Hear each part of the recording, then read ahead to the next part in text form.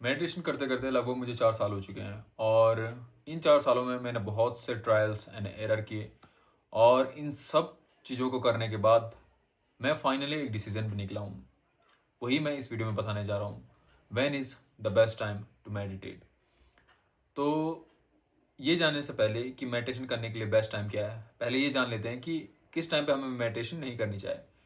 तो first time जो है जिसमें हमें मेडिटेशन नहीं करनी चाहिए वो है सुबह 9 बजे से और शाम के 5 बजे तक। इस बीच में हमें मेडिटेशन नहीं करनी चाहिए। इसके मेनली 2 कारण हैं।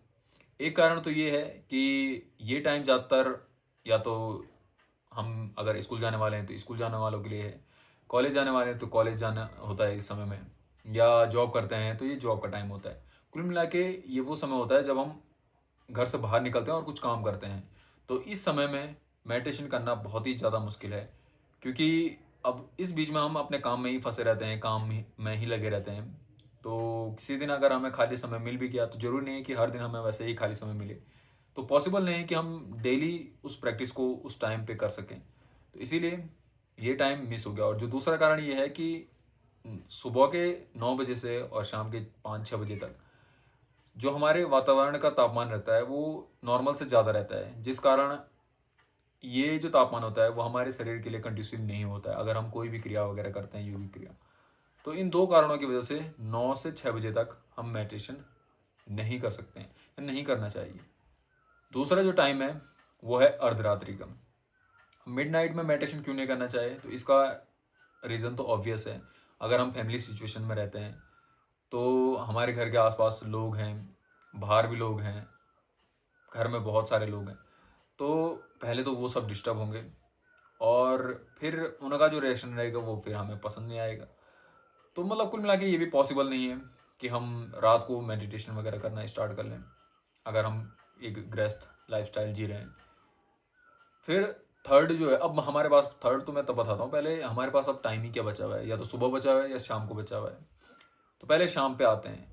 अगर आप एक सोशल लाइफ़ नहीं जीते हो, मतलब आपको किसी से ज़्यादा इंटरैक्ट करना पसंद नहीं है, आप अकेले रहते हो, ज़्यादा दोस्त नहीं है, तो शाम को मेडिटेशन करने में कोई दिक्कत नहीं है, कोई भी परेशानी नहीं है, आप ईज़िली शाम को मेडिटेशन कर सकते हो। पर अगर आप एक सोशल लाइफ़ जी रहे हो, आपके दोस्त हैं, या आप बाहर शाम को खेलने वगैरह जाते हो, या कोई एक्टिविटी करते हो शाम को, तो फिर आपको शाम को मेडिटेशन करना आपके लिए सही नहीं है।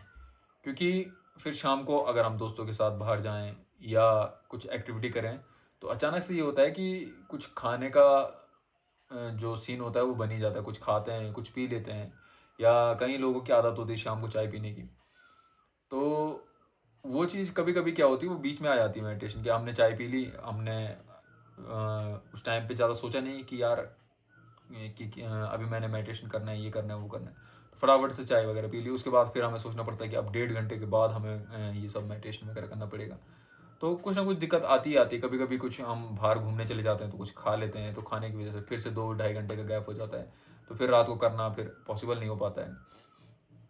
तो जो बेस्ट टाइम है मेडिटेशन करने का, वो है सुबह का समय। पर सुबह में भी बहुत सारे सजेशन लोग करते हैं। कई कहते हैं कि सुबह में ब्रह्म मुहूर्त में उठ के अगर हम मेडिटेशन करें तो वो हमारे लिए बहुत अच्छा होता है। मैं इस बात को नकार नहीं रहा हूँ। हाँ, हमारे लिए बहुत अच्छा हो सकता है, पर हो सकता है नहीं, होता है, पर वो तुरंत हम अगर उसको अपने डेली लाइफ में लाएँगे तो वो हमारे लिए पॉसिबल नहीं बनता है। 1-2 दिन हम शायद से कर भी लेंगे, पर फिर पॉसिबल नहीं बनेगा। नींद खुलेगी नहीं उस टाइम पे, या कई सारी दिक्कत होती है। जैसे मैंने स्टार्ट किया जब मैंने ब्रह्म मुहूर्त पे उठना शुरू किया और अपना मेडिटेशन वगैरह ब्रह्म मुहूर्त पे करता था।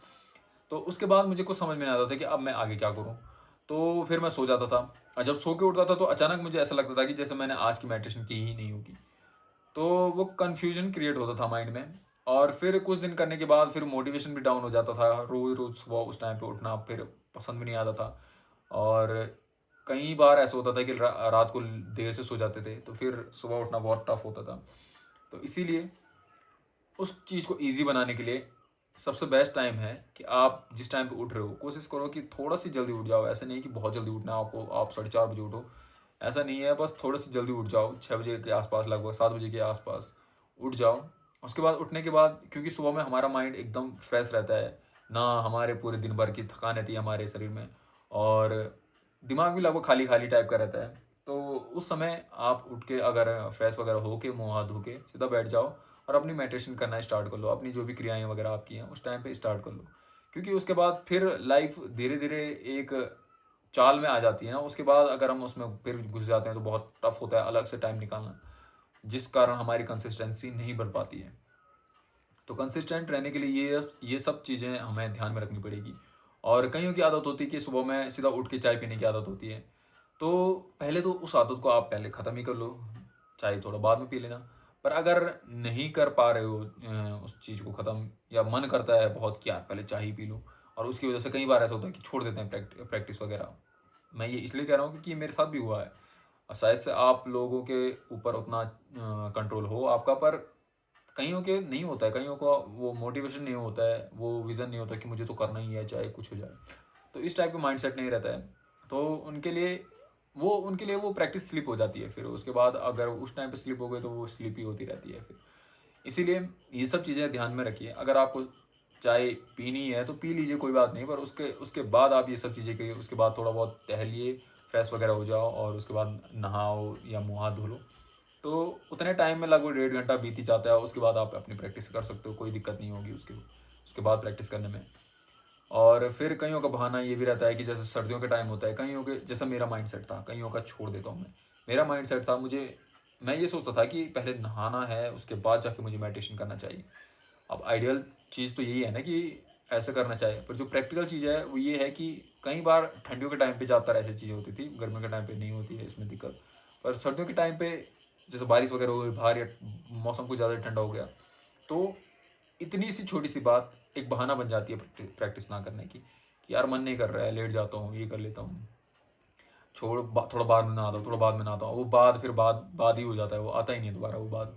तो इसीलिए अगर आपका मन ऐसा है कि आपको मन तो करता है कि नहाने के बाद मैं मेडिटेशन करूँ, पर कई बार दिक्कतें वगैरह हो जाती हैं, तो छोड़ दीजिए। सुबह में शाम को नहा सकते हो आप, या दोपहर को नहा सकते हो। जब भी आपको बाद में टाइम मिले, या फिर प्रैक्टिस करने के 1-2 घंटे बाद नहा सकते हो।